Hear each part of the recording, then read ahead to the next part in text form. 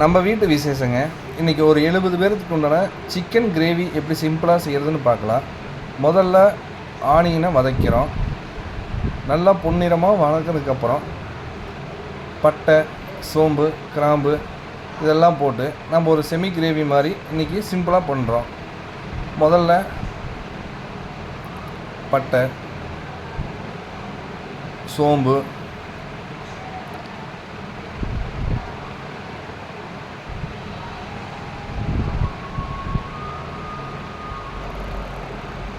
கிராம்பு, வரமிளகா, பூண்டு, இஞ்சி இது எல்லாம் பார்த்திங்கன்னா ஒட்டுக்காக போட்டு ஒன்றா போட்டு நம்ம கிரேவியை செமி கிரேவி பண்ண போகிறோம். அதோட ரிவ்யூ தான் இன்றைக்கி பார்க்குறோம். முடிஞ்ச அளவுக்கு சப்போர்ட் பண்ணுங்கள், ஷேர் பண்ணுங்கள். உங்கள் வீட்டு விசேஷம் ஃபங்க்ஷனுக்கு எது இருந்தாலும் சொன்னீங்களா, வெஜ் நான்வெஜ் அனைத்து விசேஷங்களுக்கும் சிறந்த முறையில் நம்ம கேட்டரிங் பண்ணி தந்துட்டுருக்குறோங்க.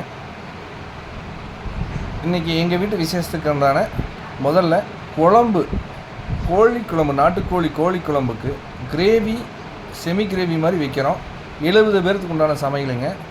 எங்கள் வீட்டு ஃபங்க்ஷனுக்கு நாங்களே சமையல் பண்ணுறோம்.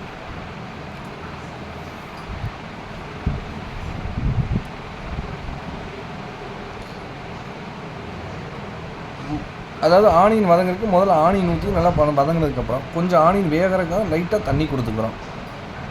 சிக்கன் மசாலா, கறி மசாலா தூள், மல்லித்தூள், அதாவது கடையில் வாங்கின பொருளே போதும் நம்மளுக்கு. அதாவது 70 பேர் சிம்பிளாக பண்ணுறதுக்காக நம்ம பண்ணிகிட்ருக்கோம். சிக்கன் மசாலா தூள்,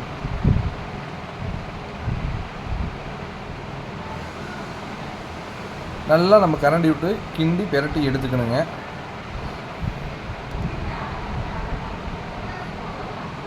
அடுத்து சிக்கனுக்கு வந்து ஆயில் ஊற்றுறோம். நல்லெண்ணெயே யூஸ் பண்ணுவோம். மேக்ஸிமம் நல்லெண்ணெய் தான் நாங்கள் அதிகமாக யூஸ் பண்ணுவோம்.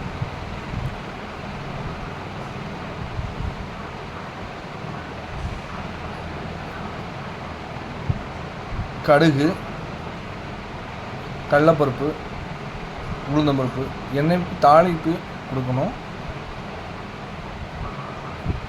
அடுத்து கருவேப்பிலை, வரமிளகாய் பொன்னிறமாக செவந்ததுக்கப்புறம்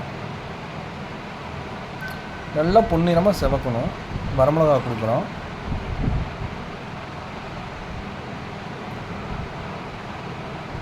அடுத்து சிக்கன், நாட்டுக்கோழி சிக்கன் வந்து நம்ம ஆயிலில் பாயில் பண்ணுறதுக்காக ஊற்றுறோம்.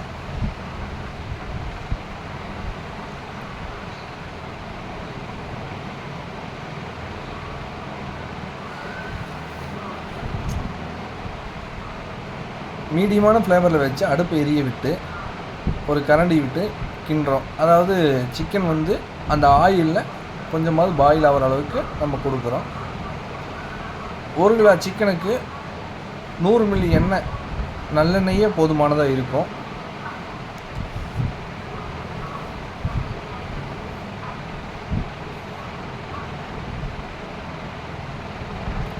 மேலே லைட்டாக கருவேப்பிலை கொடுக்குறோம். அது மேலேயே லைட்டாக வந்து கறி மசால் தூள். அது கறி மசால் தூள் எதுக்குன்னா அந்த சிக்கனோட ஃப்ளேவரை எடுத்து கொடுக்குறதுக்காக நம்ம அந்த கறி மசால் தூள் கொஞ்சம் கொடுக்குறோம். ஆல்ரெடி மசாலாவில் கொடுத்துருக்கோம், இருந்தாலும் சிக்கன் மேலே லைட்டாக கொடுக்கும்போது என்னன்னா அதோடய ஃப்ளேவரை கொஞ்சம் கொடுக்கும்.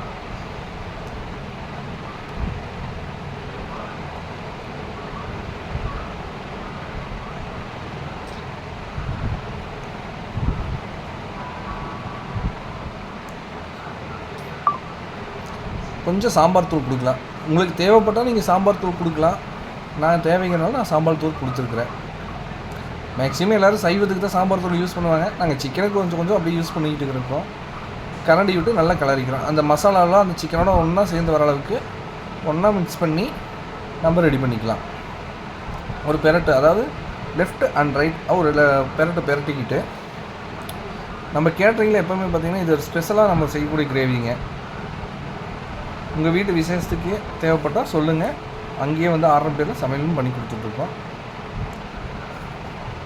நல்லா கறி வெந்ததுக்கப்புறம் நம்ம அந்த வெங்காயம் வதக்கணும் இல்லைங்களா, அந்த வதக்கின வெங்காயத்தை நல்லா அரைச்சி சாந்து மாதிரி அரைச்சி வேணுங்கிற அளவுக்கு, அதாவது தண்ணி நிறையா ஊற்றினா குழம்பு கொஞ்சம் தண்ணியாட்ட போயிடும். மீடியமாக கிரேவியாட்ட வேணும் அப்படின்னா நம்ம கிரேவி மாதிரி தண்ணியை வந்து கம்மி பண்ணி, அது ஆல்ரெடி பார்த்திங்கன்னா சிக்கன்லேயே தண்ணி விட ஆரம்பிச்சிடும். சிக்கனில் இருக்கிற தண்ணியே அதிகமாக வரும். சால்ட் இப்போ கொஞ்சம் கொடுத்துக்கலாம் சிக்கனுக்கு.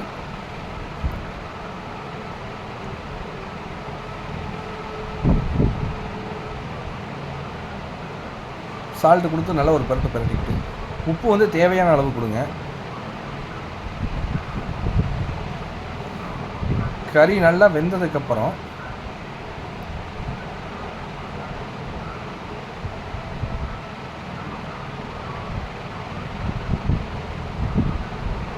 மஞ்சத்தூள் லைட்டாக கொடுக்குறோம்.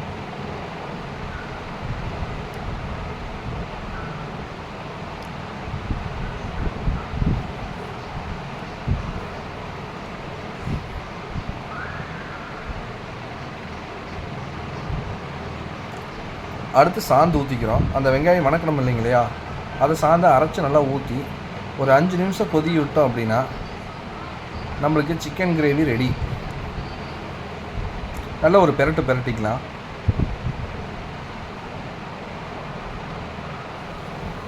இது வந்து சிம்பிளான மெத்தேடு. அதாவது ஒரு 70 பேருக்கு சமையல் பண்ணுறோம் அப்படின்னா, நம்ம வீட்டில் பண்ணுறோம் அப்படின்னா இது உடனடியாக நம்ம பண்ணிக்கலாம்.